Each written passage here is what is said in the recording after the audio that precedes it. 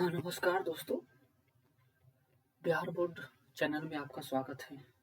मैं आपको आज का जो हिंदी का एग्ज़ाम हुआ है उसका मैं सॉल्यूशन करवा रहा हूँ कि ऑब्जेक्टिव में आप कितने सही करके आए हैं और कितने नंबर आने की पूरी संभावना है। तो इस वीडियो में बने रहें और अंत तक वीडियो को देखें और स्किप ना करें और अपने दोस्तों को भी शेयर करें और ज़्यादा से ज़्यादा लाइक करें ताकि हम और भी वीडियो इस तरह के आपके लिए उपलब्ध करा सकें। चलिए देखते हैं आज के सेशन में हम वन बाय वन क्वेश्चन को देखते हैं।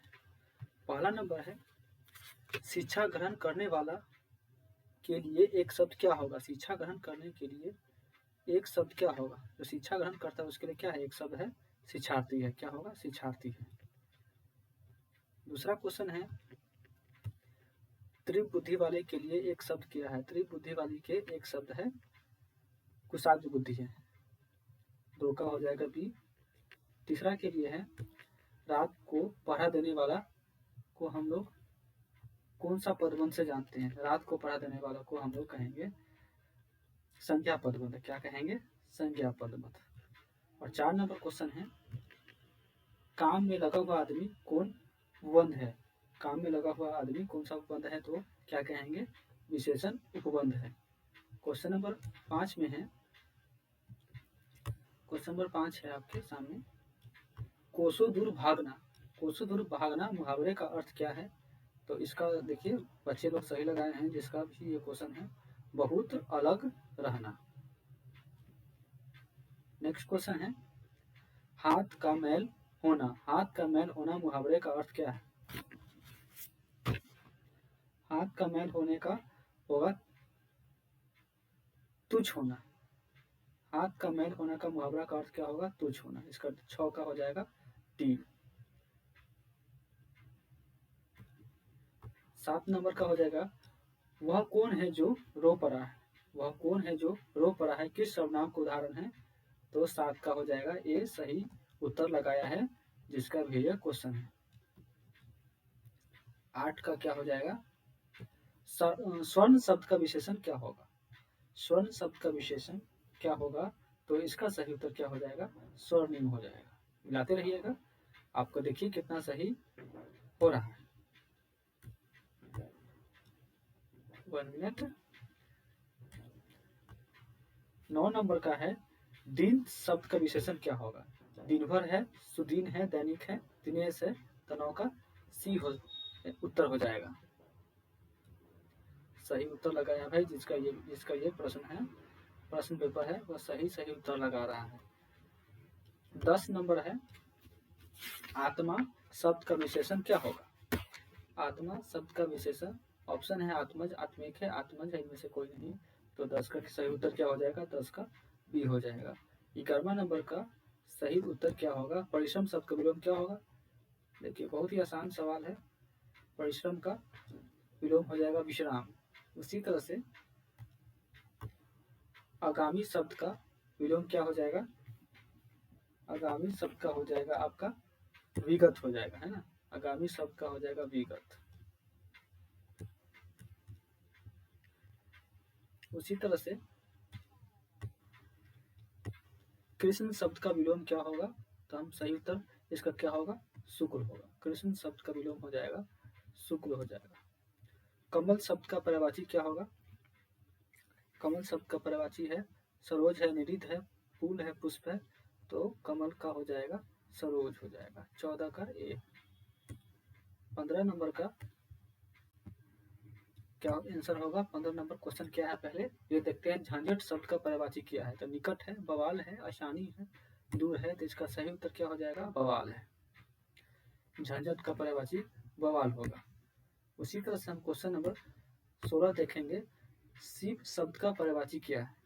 रुद्र है, हरि है, शिवालय है, रुद्राक्ष है, तो इसका सही उत्तर क्या हो जाएगा, शिव शब्द का पर्यायवाची हो जाएगा आपका रुद्र हो जाएगा। पाठक, पाठक शब्द क्या है, स्त्रीलिंग है, पुल्लिंग है, या उभयलिंग है, इनमें से कोई नहीं है। तो पाठक क्या है आपका पुल्लिंग शब्द है। इसी तरह से घी शब्द क्या है? घी शब्द स्त्रीलिंग है, पुल्लिंग है, उभयलिंग है, इनमें से कोई नहीं। तो घी शब्द क्या है? आपका पुल्लिंग है। पाठक भी पुल्लिंग है और घी भी पुल्लिंग है। ठीक है। उसी तरह से हम 19 नंबर देखेंगे। 19 नंबर का क्या उत्तर होगा? आयु शब्द क्या है? पुल्लिंग है, स्त्रीलिंग है, उभयलिंग है। तो आयु शब्द क्या है? आयु आपका स्त्रीलिंग शब्द है। ठीक है, आयु आपका स्त्रीलिंग शब्द है। उसी तरह से क्वेश्चन नंबर 20 का प्रश्न क्या है? नायक शब्द का संधि विच्छेद से क्वेश्चन पूछा गया है। नायक है ना, नायक का संधि विच्छेद क्या होगा? तो बहुत ही सरल सा है। नेक है, नायक है, नायक है और नायक है। तो इसका सही उत्तर हो जाएगा ये। आय प्लस अ, आय बनता है, आय प्लस अ, आय बन गया नायक, है ना।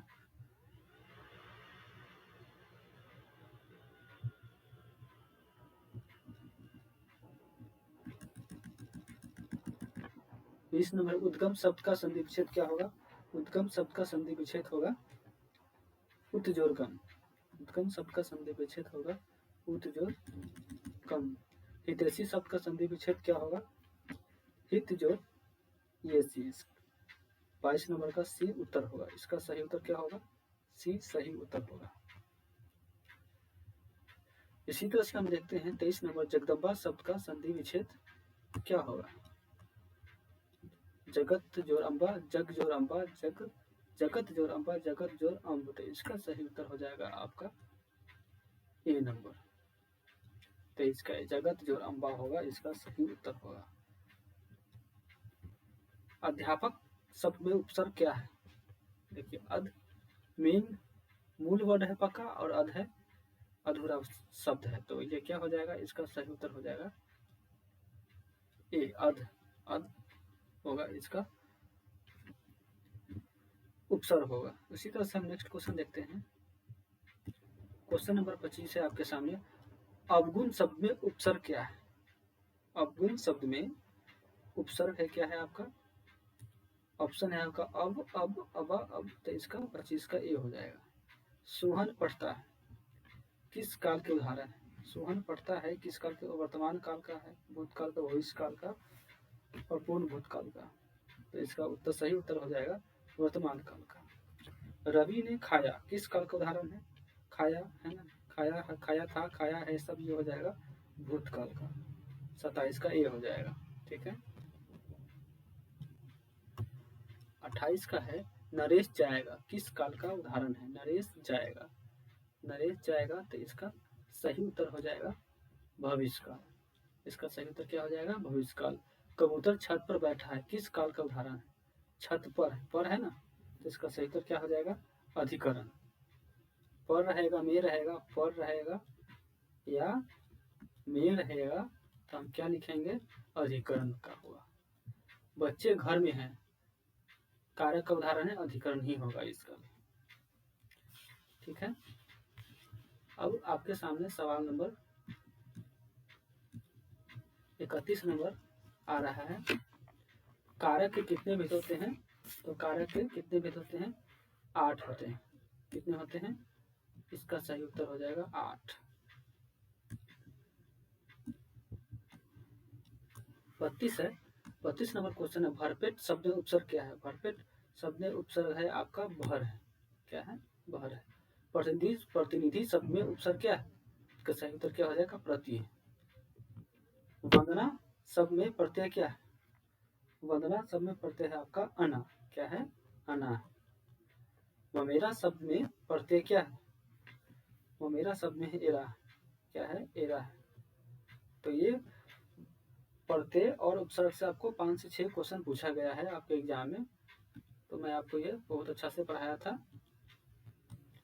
अब देखिए क्वेश्चन नंबर आपके है सामने 35 नंबर। ममेरा शब्द में प्रत्यय क्या है? ममेरा शब्द में प्रत्यय है आपका एरा। कवि शब्द का स्त्रीलिंग रूप क्या है? कवि शब्द का स्त्रीलिंग इसमें से चारों में से कौन सा है? तो इसका सही उत्तर हो जाएगा बी, 36 का बी आपका आंसर है। अब क्वेश्चन नंबर हम 37 पर पहुंच गए हैं। गायक शब्द का स्त्रीलिंग रूप क्या होगा? तो गायक शब्द का स्त्रीलिंग रूप होगा आपके सामने, इसका सही उत्तर है ये गायिका। क्या है? गायिका। 37 का बी। देशभक्ति शब्द कौन सा समास है? देश नाम से है, देखिए देशभक्ति। तत्पुरुष समास है, कौन सा समास है? तत्पुरुष समास है। नील पीत शब्द कौन सा समास है? जब भी हाइफन रहे या और रहे तो कौन सा समास हो जाएगा? दीर्घ समास। 39 का आपका सही उत्तर हो जाएगा द्वंद्व समास। दीर्घ समास कब होता है? जब संख्या की बात होता है। ठीक है, तो 39 का हो जाएगा ए। पंच प्रमाण शब्द में कौन सा समास है? तो इसका भी हो जाएगा बी नंबर। 40 का बी नंबर। वीरा पानी शब्द में कौन सा समास है? वीरा पानी बहुब्रीहि समास। इसका मतलब तीसरा एक शब्द का कोई तीसरा मीनिंग निकले तो हो जाएगा बहुब्रीहि समास। 41 का हो जाएगा ए। अब क्वेश्चन नंबर आपके सामने 42 क्वेश्चन पे हम लोग पहुंच चुके हैं। मानवता शब्द कौन सा संज्ञा है? मानवता शब्द कौन सा संज्ञा है? मानव से बनता है मानवता। ठीक है, तो मानवता क्या हो जाएगा? भाववाचक, भाव दे रहा है, तो ये हो जाएगा 42 का सी। ठीक है, 43 हीरा शब्द कौन सा संख्या? हीरा से क्या वजन का भाव आता है, तो हीरा क्या हो जाएगा? द्रव्यवाचक हो जाएगा। द्रव्यवाचक संख्या का ये उदाहरण है। भारतीय शब्द कौन सा संज्ञा है? भारतीय हो जाएगा आपका व्यक्तिवाचक। भारतीय किसी आदमी को बोलता है ये भारतीय है, यह चाइनीज है, तो ये सब भारतीय है, चाइनीज है, रशियन है, ये सब क्या हो जाएगा? आपका व्यक्तिवाचक संज्ञा हो जाएगा। क्वेश्चन नंबर हम लोग 45 पे पहुंच चुके हैं। सभा शब्द कौन सा संज्ञा है? सभा समूहवाचक का उदाहरण है। सभा आपका इसका सही उत्तर हो जाएगा बी, समूहवाचक। भौ का उच्चारण स्थान क्या है? भौ का उच्चारण स्थान क्या? भौ ओष्ठ से इसका प्रयोग होता है। इसका भौ का उच्चारण स्थान ओष्ठ हो जाएगा। क का उच्चारण स्थान क्या है?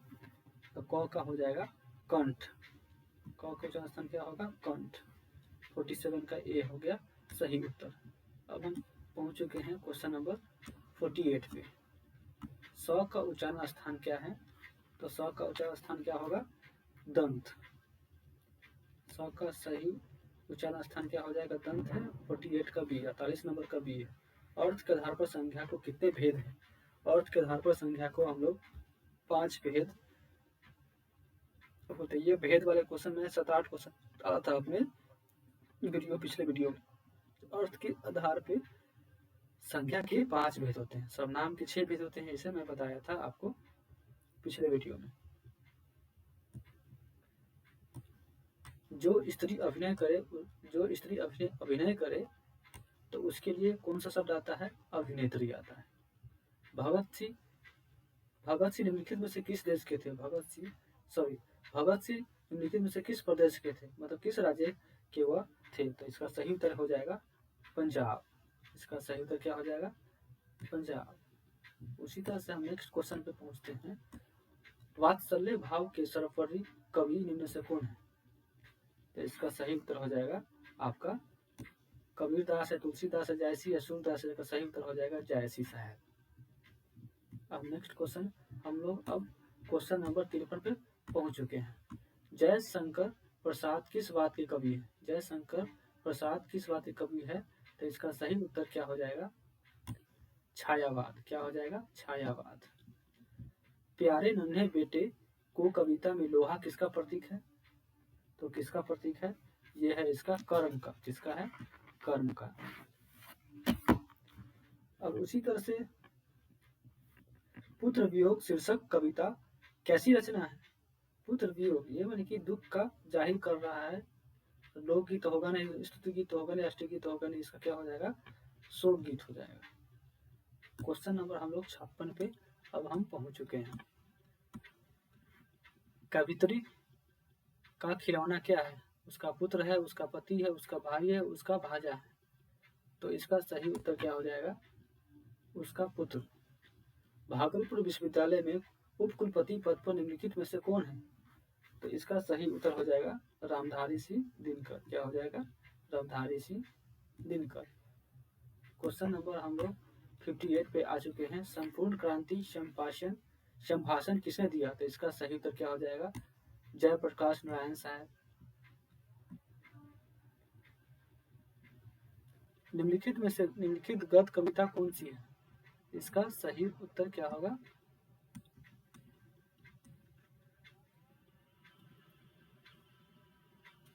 हार जीत होगा। क्या होगा? हार जीत होगा। 59 का सही आंसर हार जीत है। क्वेश्चन नंबर 60 में है, अधिनायक शीर्षक कविता निम्न से किस प्रकार की रचना है? व्यंग्य कविता है, श्रृंगारिक कविता है, वात्सल्य कविता है या हास्य कविता है? तो इसका सही उत्तर हो जाएगा आपका व्यंग्य कविता। अधिनायक शीर्षक है, कौन सा कविता है? तो व्यंग्य कविता है। अब हम क्वेश्चन नंबर 61 पे आ चुके हैं। देखिए, आप बताइए आप कितना इसमें से सही कर चुके हैं। लगभग क्वेश्चन 60 हो चुका है। कमेंट करके बताइए आपने कितना क्वेश्चन अभी तक कर पाए। अब क्वेश्चन नंबर 61 पर पहुंचते हैं। जल्दी जल्दी इसको खत्म करते हैं। आप उसके बाद फिर कमेंट करके बताइए कि टोटल 100 में से आपको कितना नंबर, कितना अटेम्प्ट किए हैं और कितना नंबर आपका सही आ रहा है, सही हुआ है। उसने कहा था कहानी में किस युद्ध का उल्लेख है? उसने कहा था कहानी में किस युद्ध का उल्लेख है? तो क्या उत्तर होगा इसका? प्रथम विश्व युद्ध का उल्लेख है। प्रेम के पीर निम्नलिखित में से कौन कहे जाते हैं? जायसी है, सूरदास है, तुलसीदास है, भूषण है। इसका सही उत्तर क्या हो जाएगा? जायसी हो जाएगा।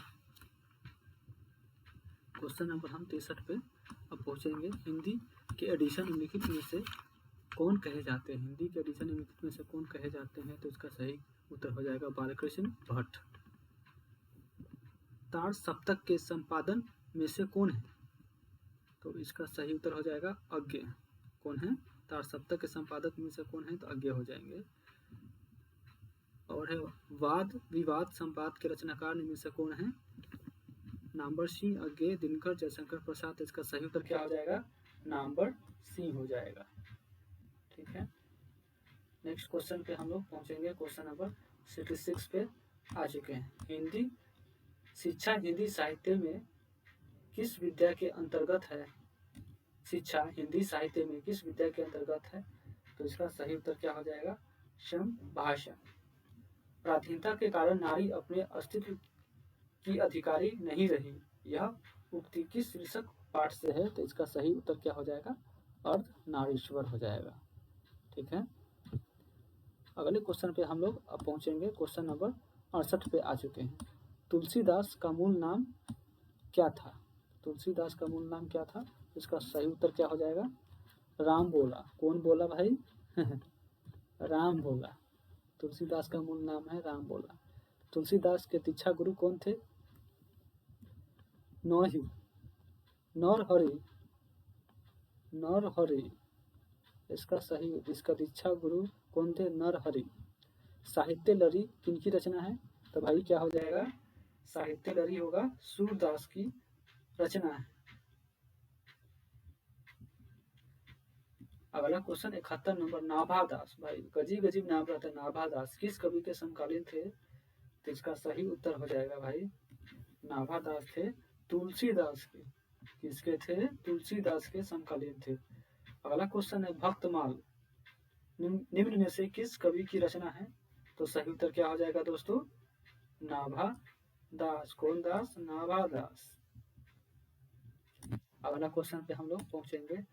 73 नंबर क्वेश्चन पे हम लोग आ चुके हैं। सुभद्रा कुमारी चौहान का निधन कैसे हुआ? सुभद्रा कुमारी चौहान का निधन कार दुर्घटना से हुआ। बड़ा अजीब अजीब क्वेश्चन कभी कभी पूछता है। हम लोग कभी कभी सोचते हैं कि भाई कोई मरा, कैसे मरा, कोई कैसे दुर्घटना हुआ, तो वो पढ़ना पड़ता है। ऐसा पढ़ाई है, लेकिन क्या कीजिएगा, एग्जाम में पूछा जाता है क्वेश्चन, तो हम लोग को भी पढ़ना पड़ता है। जादू टूटता है इस उषा का अब सूर्योदय हो रहा है। तो इसका सही उत्तर क्या हो जाएगा? इसमें आंसर छिपा हुआ है, उषा है ना। इसका उत्तर हो जाएगा ए नंबर। सिंहासन पर बैठा उनके तमगे कौन लगाता है? इस उक्ति किस शीर्षक कविता की है? यह जो लाइन है किस कविता का है, यही कहना चाह रहा है। ये जो लाइन है, सिंहासन में बैठा उन तमगे कौन लगाता है, तो इसका सही उत्तर क्या हो जाएगा? अधिनायक।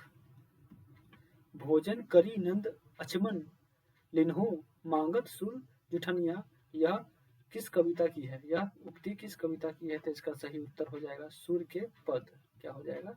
सूर्य के पद। क्वेश्चन नंबर हम लोग अब 77 पे पहुंच गए हैं। लागती लपकी कंठ बैरी के नागिनी सी, यह उक्ति किस शीर्षक कविता की है? इसका सही उत्तर क्या हो जाएगा? कवित छप्पर उषा पुत्र वियोग। तो सही उत्तर हो जाएगा इसका कवित हो जाएगा। क्या होगा? कवित। जगदीश चंद्र माथुर की रचना निम्न में से कौन है? तो इसका सही उत्तर क्या होगा? ओ सदा नीरा। ओ सदा नीरा इसका सही उत्तर होगा। क्या होगा? ओ सदा नीरा। मल्यज। मल्यज की रचना निम्न में से कौन है? इसका सही उत्तर होगा मल्यज हंसते हुए अकेलापन। इसका सही उत्तर होगा 79 का ए नंबर। अब हम नेक्स्ट क्वेश्चन पे पहुंचेंगे। क्वेश्चन नंबर 80 पे हम लोग अब आ चुके हैं। जूठन शीर्षक पाठ के रचनाकार निम्न में से कौन है? तो इसका सही उत्तर क्या होगा? ओम प्रकाश वाल्मीकि जी। सही उत्तर क्या होगा? ओम प्रकाश वाल्मीकि। त्रिच शीर्षक पाठ के रचयिता निम्न में से कौन है? इसका सही उत्तर होगा उदय प्रकाश जी। कौन प्रकाश जी भाई? उदय प्रकाश जी। रोज शीर्षक पाठ के रचनाकार निम्न में से कौन है? तो इसका सही उत्तर क्या होगा? अज्ञेय। क्या होगा? अज्ञेय। नेक्स्ट क्वेश्चन पे हम लोग पहुंचेंगे। क्वेश्चन नंबर 83 पे आ चुके हैं। सिपाही की माँ शीर्षक पाठ के रचयिता निम्न में से कौन है? तो सही उत्तर क्या हो जाएगा इसका? मोहन राकेश। क्या हो जाएगा? मोहन राकेश हो जाएगा। करबक शीर्षक कविता के कवि निम्न में से कौन है? करबक। करबक शीर्षक कविता के निम्न में से कौन है? तो इसका सही उत्तर क्या हो जाएगा? जायसी। क्या हो जाएगा? जायसी। अधिनायक शीर्षक कविता के कवि निम्न में से कौन है? तो क्या उत्तर हो जाएगा? रघुवीर साहब। ये बच्चा गलती किया, देखिए मुक्ति बोध मार के आया था। क्वेश्चन नंबर हम अब 86 पे आ चुके हैं। गांव का घर शीर्षक कविता के अनुसार पंचायती राज में कौन खो गए हैं? तो इसका सही उत्तर क्या हो जाएगा? पंच परमेश्वर इसका सही उत्तर होगा। गांव का घर कविता किस संग्रह से ली गई है? तो इसका उत्तर क्या होगा? संशयात्मा। क्या होगा? संशयात्मा। कामयानी महाकाव्य के रचनाकार इनमें से कौन है? तो इसका सही उत्तर क्या होगा? जयशंकर प्रसाद। ये भी बच्चा गलती मार के आया है। Question number 85। रामचरितमानस महाकाव्य के रचयिता कौन है? तो इसका सही उत्तर क्या होगा? तुलसीदास। क्या होगा? तुलसीदास। वसुंधरा भोगी मानव और धर्मांध्र मानव एक ही सिक्के के दो पहलू है, यह उक्ति किस शीर्षक पाठ से है? तो इसका सही उत्तर क्या होगा? ओ सदा नीरा। ठीक है। नेक्स्ट क्वेश्चन की तरफ हम बढ़ते हैं। Question number 91। अब मात्र 10 क्वेश्चन बचे हुए हैं। वीडियो को स्किप न करें, पूरा देखें। अगला क्वेश्चन है, सिपाही की माँ एकांकी में बिस्मी चरपाई के पास मोढ़े पे बैठी क्या करती दिखाई देती है? तो क्या होगा बाबू? सूत काटती है। क्या काटती है? सूत काटती है। इसका सही उत्तर होगा सूत काटती है। सुरैया मन ताल का जल निम्न में से कैसा है? तो इसका सही उत्तर क्या हो जाएगा? स्थिर है। कैसा है तो भाई? स्थिर है। अगला क्वेश्चन है, वैशाली महोत्सव का बीजारोपण निम्न में से किसने किया था? इसका सही उत्तर क्या होगा? जगदीश चंद्र माथुर। किसने किया था? जगदीश चंद्र माथुर इसका उत्तर हो जाएगा। गंडक नदी का जल तो सदियों से चंचल रहा है, यह पंक्ति निम्न में से किसके द्वारा लिखी गई है? इसका सही उत्तर क्या होगा? जगदीश चंद्र माथुर। सही उत्तर क्या होगा? जगदीश चंद्र माथुर होगा इसका सही उत्तर। मुन्नी पठित पाठ के आधार पर निम्न में से कौन थी? तो इसका सही उत्तर क्या होगा? बिस्मी की बेटी। किसकी बेटी? बिस्मी की बेटी थी। क्वेश्चन नंबर अब 96। अब मात्र 5 क्वेश्चन बचे हुए हैं। फिर भी कुछ फिर भी कोई कुछ न कर सका, छीन ही गया खिलौना मेरा। यह पंक्ति किस शीर्षक कविता से है? तो इसका सही उत्तर क्या होगा भाई? तब पुत्र वियोग होगा। इसका सही उत्तर पुत्र वियोग होगा। यथार्थ के इस लेन देन का नाम ही संसार है। यह पंक्ति किसके द्वारा लिखी गई है? इसका सही उत्तर क्या होगा भाई? मलयज होगा। क्या होगा? मलयज। अगला क्वेश्चन की तरफ हम बढ़ते हैं। क्वेश्चन नंबर आपके सामने है 98। सूबेदार बोला मेरा सूबेदार बोला लहना, सूबेदारनी तुमको जानती है, बुलाती है जामिला। यह कथन किस शीर्षक पाठ से लिया गया है? तो इसका सही उत्तर क्या होगा? उसने कहा था। किसने कहा था भाई? उसने कहा था। इसका सही उत्तर होगा। क्वेश्चन नंबर हम अब 99 नंबर क्वेश्चन पे आ चुके हैं। आनंद मैंने जो धर्म चलाया था वह 5 सशस्त्र वर्षों तक चलने वाला था, किंतु अब यह केवल 500 वर्ष चलेगा, क्योंकि नारियों को मैंने भिक्षुणी होने का अधिकार दे दिया है। यह उक्ति किस शीर्षक पाठ से है? तो इसका सही उत्तर क्या हो जाएगा? अर्धनारीश्वर। अब क्वेश्चन नंबर अंतिम है। आप वीडियो को देखिए, देखे हैं, यहाँ तक बने हैं, उसके बहुत बहुत आपको मैं चरण को धन्यवाद दूंगा। लेकिन आपको अंतिम नंबर आंसर बताने से पहले मैं ये आपको कहना चाहता हूँ कि मेरा ये चैनल नए हैं और आप लोग को सहयोग मिले तो मैं और भी कंटेंट आपके लिए लाऊंगा। और आपको थोड़ा भी इसमें से कुछ फ़ायदा लगता है तो आप वीडियो को सब्सक्राइब करें, लाइक करें। मैंने देखा है बहुत सारे लोगों को जो शुरुआती दौर में होते हैं उनको कोई हेल्प नहीं करता है, उनके चैनल को सब्सक्राइब करना नहीं चाहता है या लाइक नहीं करना चाहता है। और जो ऑलरेडी बहुत ज़्यादा सब्सक्राइबर है, ज़्यादा लाइक है, तो उसको लोग आसानी से लाइक और सब्सक्राइब कर देते हैं। अब पता नहीं ऐसा क्यों करते हैं। जो शुरुआत में होते हैं उनको हेल्प करना चाहिए ताकि वो आगे बढ़े, लेकिन ऐसे व्यक्ति कम मिलते हैं, ऐसे लोग कम मिलते हैं। मैं फिर भी आपको मैं फोर्स नहीं करूँगा कि आप सब्सक्राइब करें या लाइक करें, ये आपकी मर्जी है।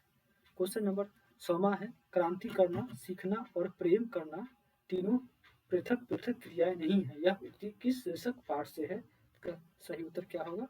शिक्षा।